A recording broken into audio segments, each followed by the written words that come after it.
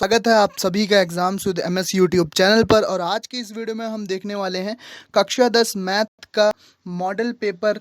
ये दोस्तों question paper है यूपी बोर्ड परीक्षा 2020 में किस तरह से आया था मैथ का पेपर।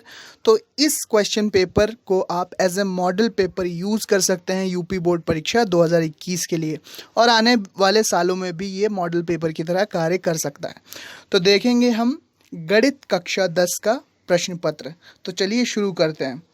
समय 3 घंटे 15 मिनट मिलते हैं आपको सॉल्व करने के लिए। पूर्णांक 70 नंबर का होता है पेपर। तो देखते हैं कौन कौन से प्रश्न पूछे गए थे। तो यहाँ पर दिशा निर्देश आपको दिए गए हैं कि 15 मिनट जो हैं वो प्रश्न पत्र को पढ़ने के लिए दिए गए हैं। इसके अलावा सामान्य निर्देश हैं। इस प्रश्न में कुल 7 प्रश्न हैं। सभी प्रश्न अनिवार्य हैं। प्रत्येक प्रश्न के प्रारंभ में स्पष्ट उल्लेख है कि उसके कितने खंड करने हैं। प्रत्येक प्रश्न के अंक उसके सामने अंकित हैं।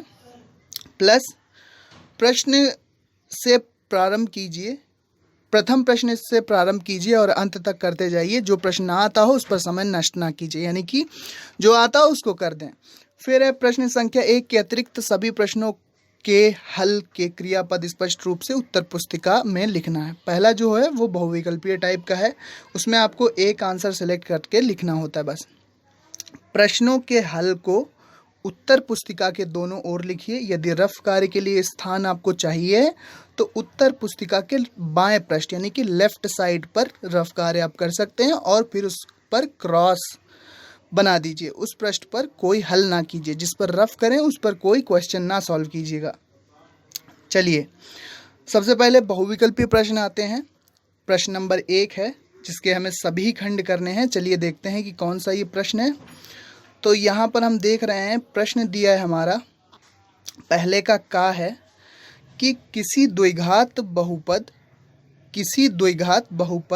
ax² + bx + c = 0, जहाँ पर a does not equal to 0 के लिए संगत समीकरण y = ax² + bx + c के ग्राफ का आकार कैसा होगा। ऑप्शन ए है वृत्ताकार, बी सीधी रेखा, सी परवलयाकार, या फोर्थ ऑप्शन है आयताकार। चलिए अब नेक्स्ट क्वेश्चन हम लेते हैं अपना। अगला प्रश्न क्या आया था।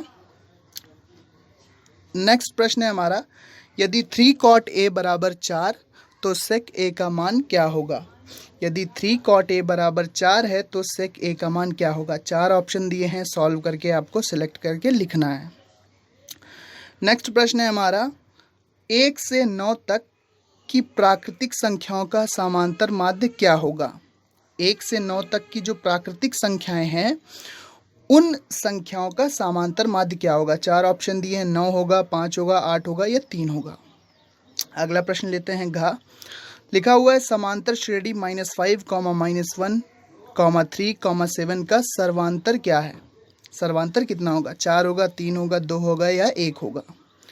अगला प्रश्न आया था कि पासे को, जो लूडो का पासा होता है, पासे को एक बार फेंकने पर सम संख्या प्राप्त होने की क्या प्रायिकता होगी। तो प्रायिकता प्रोबेबिलिटी में आप ये पढ़ेंगे। 4 ऑप्शन है, 1/2, 1/3, 1/6 या 5/6। नेक्स्ट प्रश्न है हमारा, छठा प्रश्न है। ध्यान से देखते हैं इसको, प्रश्न में क्या पूछा जा रहा है। लिखा हुआ चित्र में ओ केंद्र वाले वृत्त की एक जीवा PQ, यहाँ पर PQ आप देख पा रहे होंगे, PQ एक जीवा है यहाँ पर, और PT स्पर्श रेखा है। ये जो PT है ये एक स्पर्श रेखा है। यदि कोण QPT = 60 हो तो कोण POQ का मान कितना होगा। POQ कौन सा कोण पूछा गया है। POQ ये वाला एंगल आपसे पूछ रहे हैं कि इसका मान क्या होगा।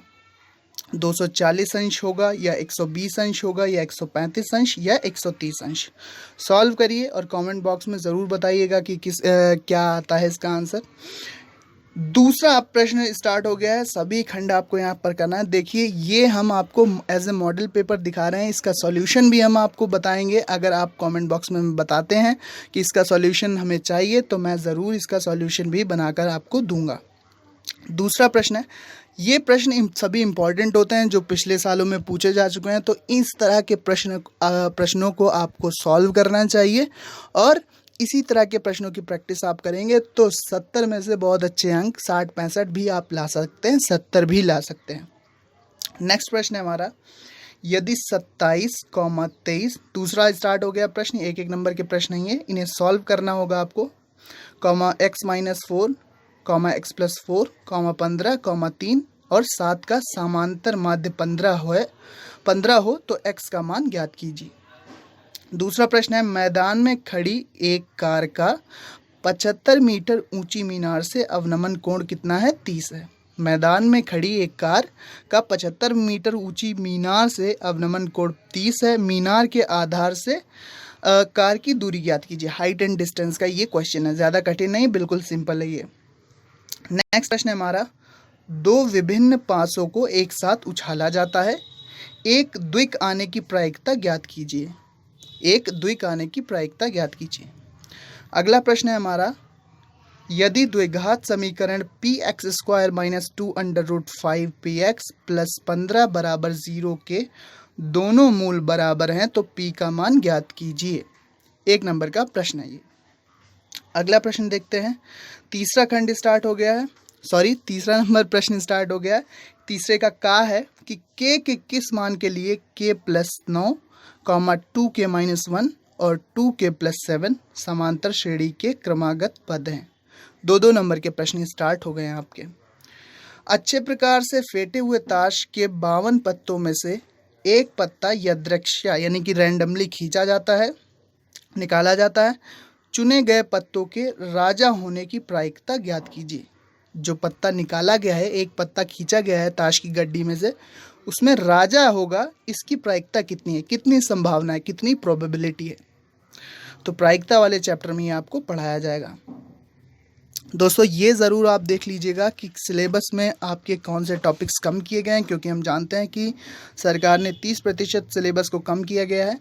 तो इनमें वो प्रश्न आपके लिए इम्पोर्टेंट नहीं होंगे जो कि सिलेबस से आप हट गए हैं। तो इस बात का आप विशेष ध्यान रखिएगा कि जो टॉपिक सिलेबस से हट गए हैं उनको मत तैयार कीजिएगा, क्योंकि उन टॉपिक्स के प्रश्न भी इसमें उपस्थित हैं।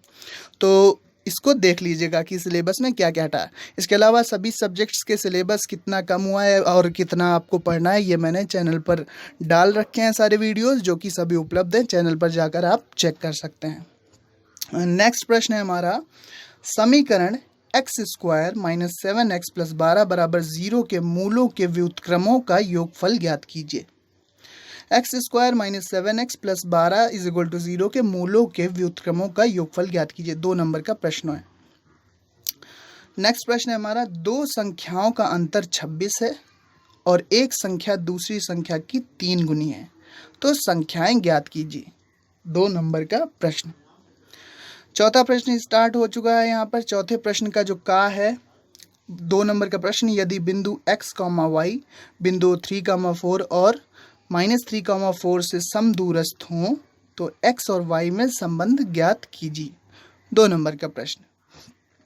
है, एक शंकु के आधार की त्रिज्या कितनी है? 3.5 सेंटीमीटर है, प्लस शंकु की ऊंचाई दी है 12 सेंटीमीटर। शंकु की तिर्यक ऊंचाई ज्ञात कीजिए। सिंपल सा फॉर्मूला होता है, शंकु की तिर्यक ऊंचाई का फॉर्मूला लगाइए, दोनों वैल्यू रखिए, आंसर आ जाएगा। नेक्स्ट प्रश्न है हमारा, यदि tan A = cot B तो सिद्ध कीजिए कि A + B = 90। 2 नंबर का प्रश्न है त्रिकोणमिति ट्रिग्नोमेट्री से।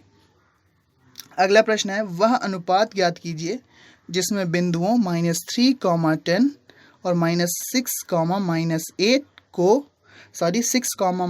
को मिलाने वाले रेखाखंड को बिंदु -1, 6 विभाजित करता है। सरल रेखा का ये प्रश्न है। नेक्स्ट हमारा प्रश्न है कि 5वां प्रश्न स्टार्ट हो गया यहाँ पर, और 5वें का है कि सिद्ध कीजिए कि वृत्त के बाहर स्थित किसी बिंदु से खींची गई स्पर्श रेखाओं की लंबाई समान होती है। अगर हम वृत्त के बाहर स्थित किसी बिंदु से वृत्त पर स्पर्श रेखाएं खींचते हैं तो वो बराबर होती हैं, ऐसा आपको सिद्ध करना है। त्रिकोणमिति का प्रश्न 4 नंबर का, 1 + tan² A / 1 + cot² A सिद्ध करना है आपको 1 - tan A / 1 - cot A का होल स्क्वायर। इसको इतने को आपको इसके बराबर सिद्ध करना है। LHS = RHS सिद्ध करना है। नेक्स्ट प्रश्न है हमारा, यदि बिंदु A, 0 और 0, B तथा XY संरेख हों तो सिद्ध कीजिए x/a + y/b = 1। x/a + y/b = 1 आपको सिद्ध करना है। नेक्स्ट प्रश्न आ गया है बारंबारता सारणी से संबंधित। तो पहले सारणी देख लीजिए कि निम्नलिखित बारंबारता सारणी से माध्यिका ज्ञात कीजिए। वर्ग अंतराल दिए हैं 0 से 10, 10 से 20, 20 से 30, 30 से 40, 40 से 50 और बारंबारता दी है 4, 13, 18, 9 और 6। छठा प्रश्न स्टार्ट हो चुका है। छठा प्रश्न का प्रश्न है मेंसुरेशन से कि एक ठोस बेलनाकार है जिसके दोनों सिरे अर्धगोलाकार हैं। ठोस की कुल ऊंचाई कितनी दी है? 20 सेंटीमीटर तथा बेलन का व्यास 7 सेंटीमीटर है।